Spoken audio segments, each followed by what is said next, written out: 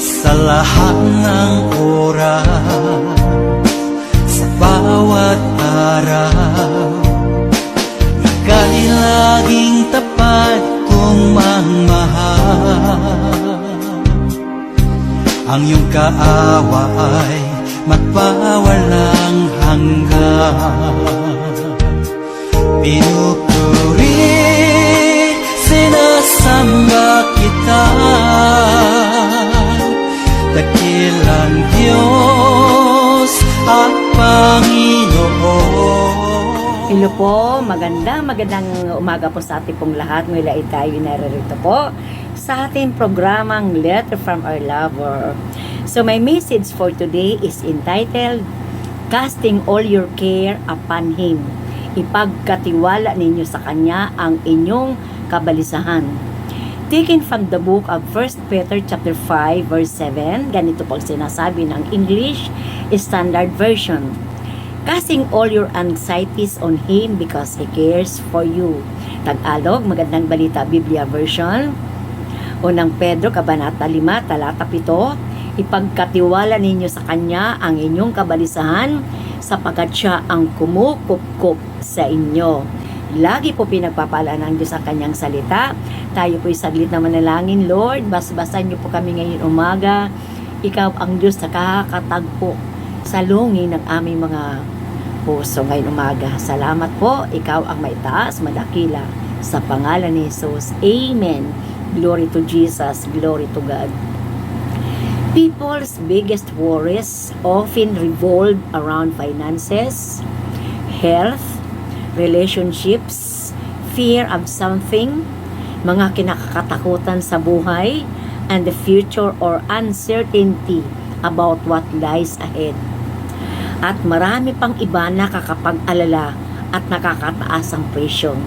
Siyempre nga naman yung wala kang pera, kapos ka, may bibilihin ka, may nararamdaman ka, wala ka pambili ng gamot, mga nabasag na mga relasyon, at marami pa pong iba na nasa ating kapaligiran. Ngunit talagang sadyang napakabuti talaga ng ating Panginoon. Salamat na lamang nandyan po ang ating Panginoon. Ang kanya mga salita at ang pangako na ating pangahawakan ay ito ay lagi natin maasahan. Ang ating topic ngayon umaga ay makakatulong kahit paano maibsan ang ating mga pag-aalala sa buhay. Our text today is a call to trust God, His love and His power. Nagtuturo sa atin na dapat natin ibigay sa Diyos ang lahat-lahat ng ating mga lalahanin at pagkabalisa dahil Siya ang nagmamalasakit sa atin. Ito'y naghihikayat sa atin na magtiwala sa Diyos at hayaan Siyang magdala ng ating pasanin. Ang salitang kabalisahan ay tumutukoy sa lahat ng uri ng pag-alala ng tao, takot at bigat ng kalooban na nararamdaman natin.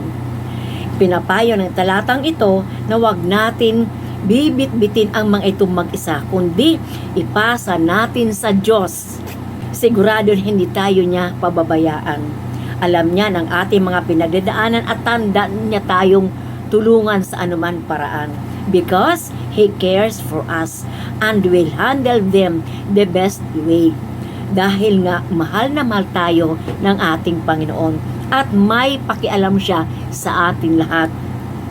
Ang talatang ito ay nagbibigay ng kapanatagan at pag-asa sa mga Kristiyano na nahirapan sa buhay.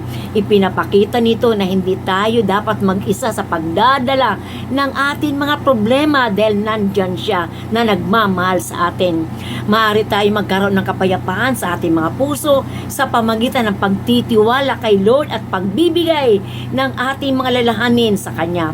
Ang pagtitiwala sa Diyos ay nangangahulugan ng pagtanggap na Siya ay may kakayahan mag-alaga sa atin mga pangangailangan. Kaya huwag mong suluhin ang kabigatan na iyong nararanasan. I-release mo yan kay Lord upang gumaan ang iyong pakiramdam o buhay. Salamat po sa ating Panginoon. Tunay nga ng ating Diyos ay talagang nagmamalasakit sa atin. Sobra-sobra. Kaya kapag may mga nararamdaman po tayong kabigatan sa buhay, ibigay po natin sa Diyos. Hindi natin kaya yon. So, sana po ang salita ni Lord ay nakatulong sa atin dahil naniniwala tayo na ang salita ng Diyos ay makapangyarihan. Hindi ito babalik ng walang kahulugan at walang saysay sa atin na nakinig at nag-aral sa umagang ito. So tayo po'y manalangin, Lord, salamat sapagkat sa iyo kami ay umaasa. Salamat sapagkat hindi kami dapat mag-alala, Panginoon. Hindi kami dapat mag-isa na bitbitin ang aming mga alalahanin sa buhay.